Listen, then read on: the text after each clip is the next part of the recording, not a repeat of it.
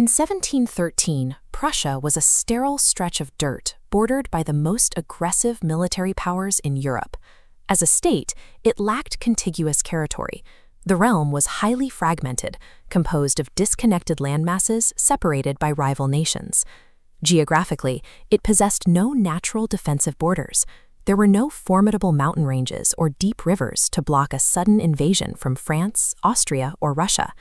Agriculturally, the soil was largely sand. It produced crop yields so low they barely fed the local population, let alone a standing military force. Financially, the baseline was zero. The previous monarch, King Frederick I, had completely drained the state treasury to fund his own lavish court. He had spent 2 million ducats paying the Holy Roman Emperor simply to be recognized with a royal title. The state faced a structural imbalance. The caloric and financial requirements of a defensive army far exceeded the land's actual output. Traditional diplomacy offered no solution. Survival required the king to act.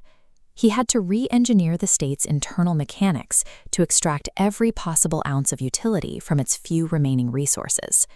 When Frederick William I ascended the throne, his first act was an immediate, aggressive audit of his father's entire state apparatus. He targeted the so-called Cabinet of Three Counts, the ministers who had previously run the government. An official investigation quickly exposed large-scale embezzlement and the misappropriation of whatever funds remained in the treasury. The king banished the offending ministers and levied extreme fines, locking the most corrupt officials inside the Spandau citadel. To replace this corrupt patronage network, Frederick William implemented a strict operational code called the Regulations for State Officials. This manual was the government's new operating system, meticulously structured across 35 chapters and 297 precise paragraphs. Every duty and penalty was quantified. Missing one meeting cost a minister 6 months' pay. A second absence meant immediate discharge. The Prussian court ceased to be a venue for aristocratic leisure. It became a highly regulated, punitive administrative machine. To solve his geographic and financial paradox, Frederick William engineered what became known as the Canton System. This system was designed to create a self-sustaining loop of resources, capable of funding a massive standing army from a barren landscape. The architecture began by mapping the state. Prussia was divided into a rigid geometric grid of military agricultural sectors, known as cantons. Within these, demographics were tightly managed. By law, every male child was bound to their local regiment from birth. During the designated extraction phase, peasants were pulled from their farms and subjected to extreme, repetitive military drill. Across the rest of Europe, monarchs paid exorbitant sums for unreliable mercenary contracts that continually drained their treasuries. The Canton System bypassed this expense. Heavily drilled Prussian soldiers were released back to their home canton for harvest season. This dual-axis graph displays the loop. Agricultural yield synchronizes perfectly with military upkeep costs, as soldiers grow the exact calories required to feed their regiments. By cycling men between the fields and the barracks, Prussia entirely avoided the severe labor shortages that routinely crashed other economies during wartime mobilization.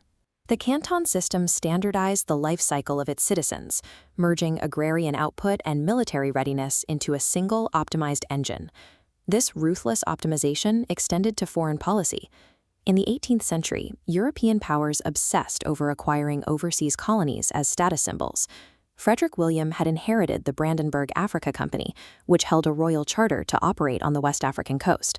Acting as the system administrator, the king assessed the value of this asset.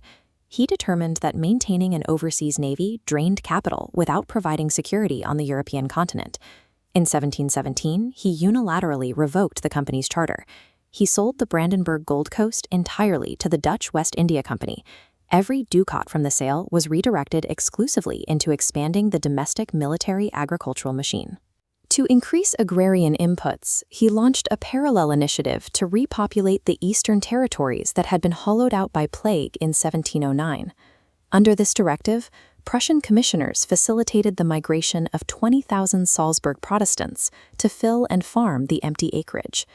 He imported foreign craftsmen to construct highly standardized, efficient infrastructure, like the regimented layouts of the Dutch quarter in Potsdam. Every external vanity project was systematically liquidated. The king stripped the state down to its studs, feeding every available calorie and coin directly into his centralized military algorithm. By 1740, 27 years of strict calibration produced a staggering data output. When Frederick William took the throne, the Prussian army consisted of 38,000 men. This bar chart compares that 1713 baseline to the final output in 1740, an expansion to 80,000 active soldiers. Shifting this data into a demographic array illustrates the system's extreme efficiency. 1 out of every 25 Prussian men was actively serving in the military. Beyond the sheer volume of personnel, the system prioritized a focus on kinetic rate of fire. He mandated a critical technological upgrade for the infantry, the introduction of the iron ramrod. Traditional wooden ramrods used by rival armies frequently splintered or snapped under the pressure of rapid reloading.